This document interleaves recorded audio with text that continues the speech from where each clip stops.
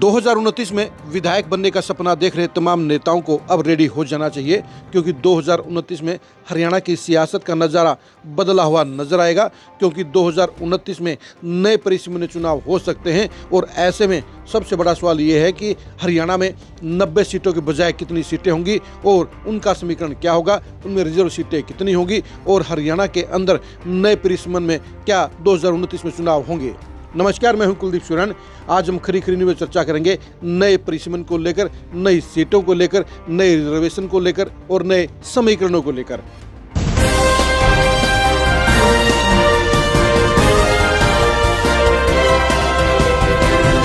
2029 को लेकर काफ़ी नेताओं में इस बात को लेकर असमंजस है, गलतफहमी है कि 2029 में क्या होगा।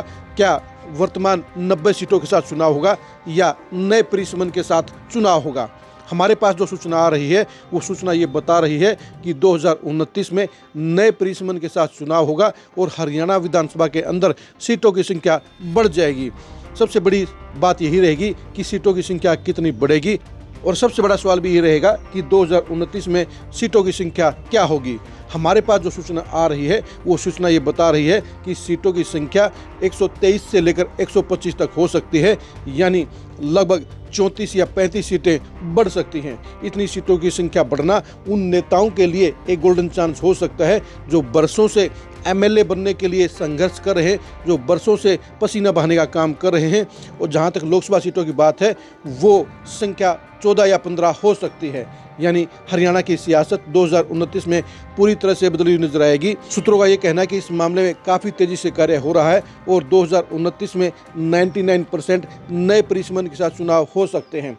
जहां तक रिजर्व सीटों की बात है तो वो 17 से बढ़कर 24 या 25 संख्या हो सकती है, यानी रिजर्व कोटे से चुनाव लड़ने वाले नेताओं के लिए भी ये एक बड़ी अच्छी खबर आ रही है, क्योंकि ये संख्या आज की तारीख में जो 17 है वो बढ़कर 24 या 25 हो जाएगी। यानी ऐसे नेताओं के भी ख्वाब पूरे होने के पूरे आसार नजर आते हैं। वर्तमान में विधायकों और चुनाव लड़ने वाले नेताओं को भी इस बात के ऊपर सबसे ज़्यादा नज़र रखनी होगी कि उनके वर्तमान विधानसभा क्षेत्र का प्रारूप भी क्या होगा, स्वरूप भी क्या होगा, क्योंकि ये तय है कि जब नए हलके बनेंगे तो पुराने हलकों में फेरबदल होगा। ऐसे में कुछ नए इलाके जुड़ जाएंगे और कुछ नए इलाके कट जाएंगे, यानी उन्हें भी नए सिरे से अपनी रणनीति बनानी होगी।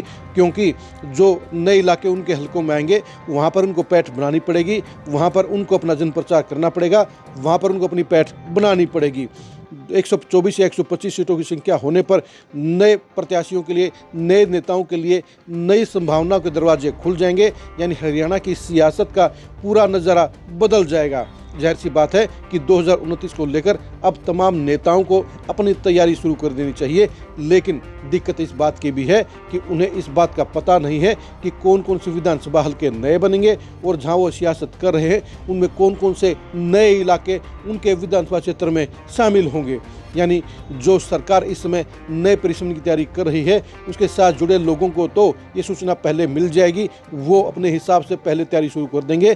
लेकिन विरोधी दलों के नेताओं के लिए इस मामले में बड़ी समस्या रहेगी कि वो कौन से इलाके में जाएं और कौन से इलाके में तैयारी करें।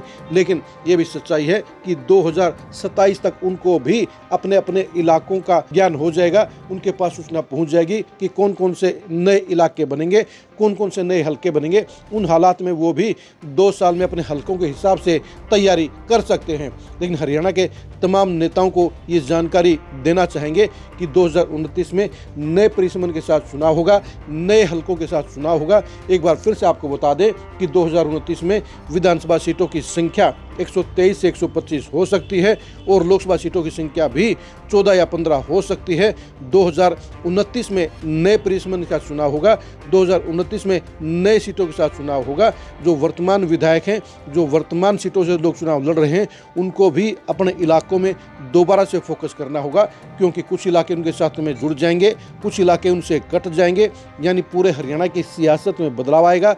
तमाम नेताओं के हलकों के अंदर रिजर्वेशन को लेकर भी बदलाव होंगे, कुछ नए हलके रिजर्व बनेंगे, कुछ पुराने हलके चेंज हो जाएंगे, क्योंकि आरक्षित सीटों का समीकरण भी पहले की तरह वही होगा। जहां पर रिजर्व कोटे के वोटरों की संख्या ज़्यादा होगी वहीं पर रिजर्व सीटें बनेंगी। ऐसे में नए परिसीमन में नए इलाकों के साथ वर्तमान रिजर्व हलकों के लिए भी बदलाव आ सकते हैं और नए कम से कम 7 या 8 नए हलके रिजर्व बनेंगे।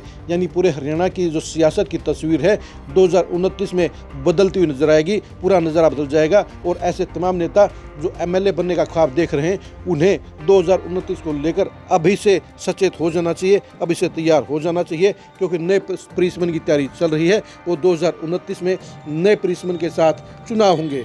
आप नए परिसमन को लेकर क्या सोचते हैं, कमेंट करके जरूर बताइए। आपके हिसाब से 2029 में विधानसभा की सीटों की संख्या कितनी हो सकती है, लोकसभा सीटों की संख्या कितनी हो सकती है, इसके बारे में जो आप जरूर बताइए।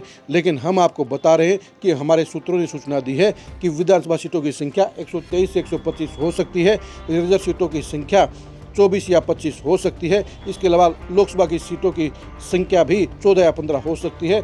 इसमें रिजर्व सीटों की संख्या 3 या 4 हो सकती है। नए परिसमन को लेकर आप लगातार खरी खरी न्यूज़ के साथ जुड़े रहिए। आप हमारे फेसबुक पेज को फॉलो कीजिए, आप हमारे यूट्यूब चैनल को सब्सक्राइब कीजिए। नमस्कार।